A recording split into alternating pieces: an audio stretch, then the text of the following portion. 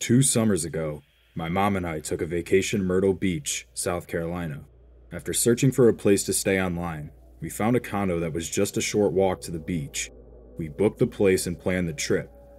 The drive was a grueling 9.5 hours, but I thought to myself how it would all be worth it once we got there. Check-in time was at 4 in the afternoon, and my mom and I ended up arriving a half hour early. We sat in the parking lot and debated whether we should try to go in or just wait until 4. Being the impatient person I am, I walked up to the door and knocked. There was no answer for almost a minute, so I started walking back. Just as I turned around, the door swung open and I was greeted by a man. He said, "Are you guys the guests for the week?" And I responded saying, "Yeah, we're here early, so I was wondering if we'd be able to go inside now." He smiled and responded saying, "Yup, you guys are more than welcome to come in early. Just give me 5 more minutes to straighten everything up for you guys." I thanked him and walked back to the car to tell my mom the good news. After 5 minutes, we popped the trunk and started loading our bags inside. The condo was in great condition. It had all the amenities that we needed and even overlooked a pond through the back patio area. We settled in and fell asleep early that night. At around 9 a.m., I was awakened to a knock at the door. I got up and opened it to see the cleaner from yesterday. "Morning, I'm here to clean.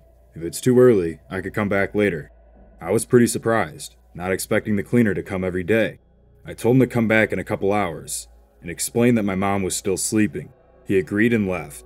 When my mom woke up, I told her about the cleaning guy from yesterday who showed up earlier to tidy up the place again.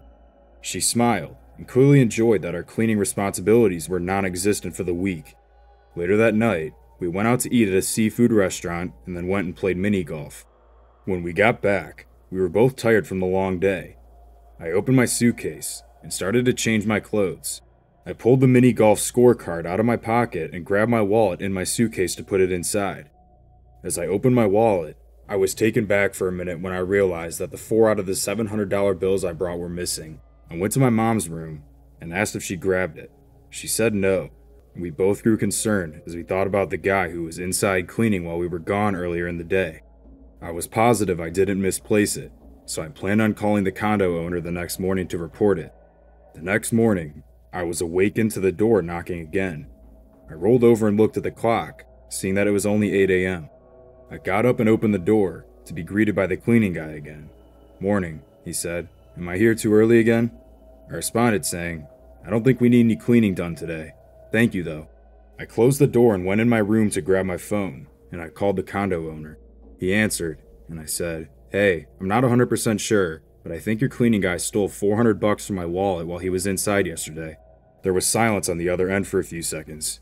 "Cleaning guy? I don't have a cleaning guy. My only cleaner is a girl named Shelby. She comes once a week in between guests coming and going." I froze up as I realized that there's been a random stranger coming in and out of the condo. I explained everything to him, and he told me to call him back if he showed up again. The next morning, again, the guy showed up at my door.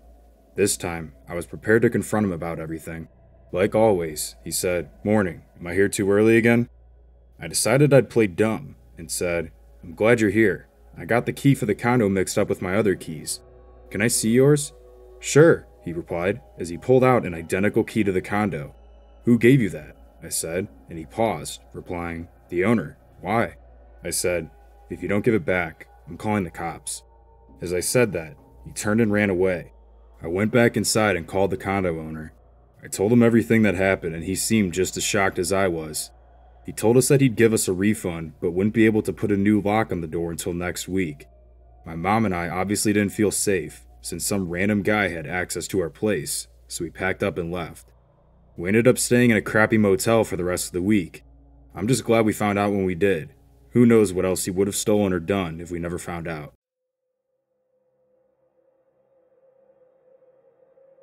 I recently got married, and my wife and I had planned to take a trip to Florida for our honeymoon. Our plan was to stay in Fort Lauderdale for the first week, then drive into Miami for the second week. It started off great, spending time on a stretch of beach that had probably less than 10 people there each day. It was perfect. After the first week passed, we took our rental car and made the 45-minute drive to Miami, where we booked a 5-star hotel right in the city. We wanted to experience the nightlife and spent each night going out to different restaurants and bars. My wife and I were both really enjoying ourselves, experiencing both the nightlife and the beach. That all changed the night before we were scheduled to fly back home. We went out to this bar called The Lost Boy, where we met this couple who were on their honeymoon too. We struck up a conversation and had some drinks. They seemed nice and offered if we wanted to go back and hang out at their place, mentioning that their Airbnb had a pool and hot tub in the back. Our flight was scheduled to leave at 11:30 the next morning, but in our drunken state we agreed and followed them back to their place. Their Airbnb was beautiful, and it looked like it was a small step down from being a mansion. We went inside and had a few more drinks, and eventually went out back to the pool where we talked and enjoyed the water. At this point, my wife and I were getting pretty tired and told them we were going to head back soon. They insisted that we should stay longer and have a few more drinks. The backyard had a bar area where the couple continued to keep drinking, but my wife and I were done for the night. As we went inside and got our stuff together, the couple came storming into the house and the guy said, "Where's my wife's purse? She left it outside by the bar and now it's gone." I looked at my wife, who looked just as confused as I was, and I said, "We didn't touch her purse. Do you want us to help and look for it?" He angrily said yes, so we started searching their house for the purse. My wife and I walked back outside while the couple stayed in the kitchen. I said to my wife, "What was that all about? Didn't she carry her purse when we walked inside?" She responded saying, "Yes, she definitely had it.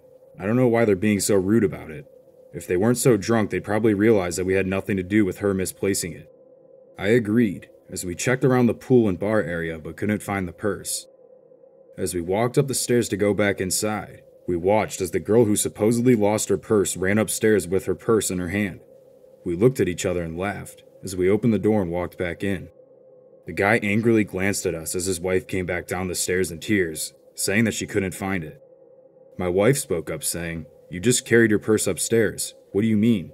She responded saying, "What? No, are you crazy? You and your stupid husband stole it.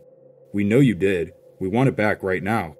As she said this, the guy pulled out a gun, saying, "All right, first of all, you're not going to call my wife a liar. Secondly, you're either going to show us where the purse is or you're going to pay for everything that was in it."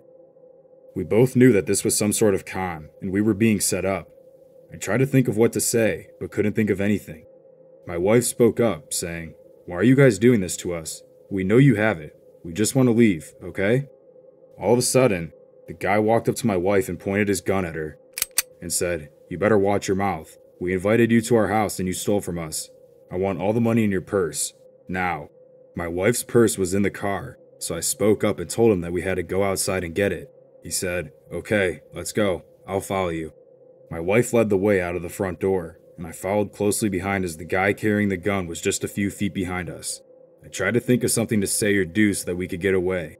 As my wife walked down the steps out the front door, I stopped in the doorway and turned around and swatted the gun out of his hand, which caught him off guard. I slammed the door behind me and knocked one of the two large statues over in front of the door to try to stall him. I yelled to my wife to get in the car. I put the keys in the ignition, turned the car on, and left. We drove back to the hotel as fast as we could. It was the scariest night of our lives, but we're just glad we made it out okay. Every year, I like to take my family on vacation. Between my schedule, my wife's schedule, and my kids' schedule, we often find ourselves not spending much time together as a family. Each summer, my wife and I pick out a new spot each year to travel to. This year, we decided that we'd go to Cancun, Mexico. Neither of us had been there, but we've heard a lot of good things about it from our friends. We found a beautiful resort, which had everything we needed and more for the vacation. We booked the trip and took a red-eye flight to the resort. Once we got to the airport, we took a taxi van that would take us straight to the resort. I have a son who is 8 and a daughter who is 5, so between the four of us we were pretty crammed in the van with all our luggage for the week. Our driver, named Carlos, picked us up and we began the 30-minute drive to the resort. He was very friendly and spoke broken English. I've always heard that it's important to be extra cautious outside of the resort in the city because crime was very common. I struck up a conversation with Carlos and we made small talk, talking about our careers and plans for the week. It was very dark out, but I looked out the window and could vaguely see the small houses and businesses on the road as we passed through. We made several turns throughout the trip, which made it pretty confusing, but Carlos assured us he knew where he was going. As we turned down a long, one-way stretch of road, we could see a car driving about a quarter mile ahead of us. It seemed like it was driving very slow because we caught up to it quickly. All of a sudden, the car turned to the side and stopped in the middle of the road, blocking us from passing. Within seconds after that happening, a car came out of nowhere from behind us with their lights off and pulled up to our back bumper, boxing us in. Carlos didn't even see the car until I told him that someone was behind us too. As he heard that, he looked extremely panicked. "This isn't good. We need to get out of here immediately." Being confused, I said, "What's going on?" Right when I said that, the doors to the cars in front of us and behind us swung open and several masked people got out.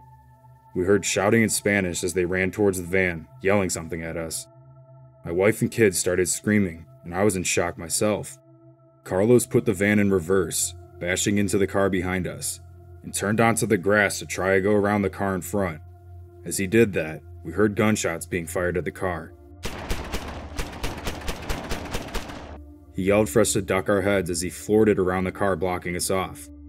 We drove into a ditch since it was our only option of getting away. The van spun in the mud for a few seconds, but by some miracle, we climbed out and got back onto the road. We weren't safe yet. At least one of the tires popped from the gunshots and the car violently shook as we drove off. We continued to head straight for the resort, since there would be security outside to help us. My wife and kids were still crying and screaming, which was a terrible feeling knowing that I was completely helpless and not in control of the situation. I tried to comfort them as Carlos explained that it was definitely a gang that was trying to jump us, and we were lucky to have gotten out in time. The two cars followed behind us from a distance until we pulled into the resort, which is when they finally drove away. When we got out, I looked at the van and saw at least 10 bullet holes on the side and back. I was so thankful that my family was safe. It really opened my eyes to the realization that the areas outside of these resorts can be extremely dangerous, and we were lucky to have made it out alive. I tipped Carlos most of the money I had in my wallet, which still wasn't enough to repay the favor. We went on with our vacation and had a nice time, but made sure to ride back to the airport in the daytime once we left. Carlos's quick thinking by maneuvering around the cars right before they got to our doors saved our lives, and my family and I will be forever grateful for him.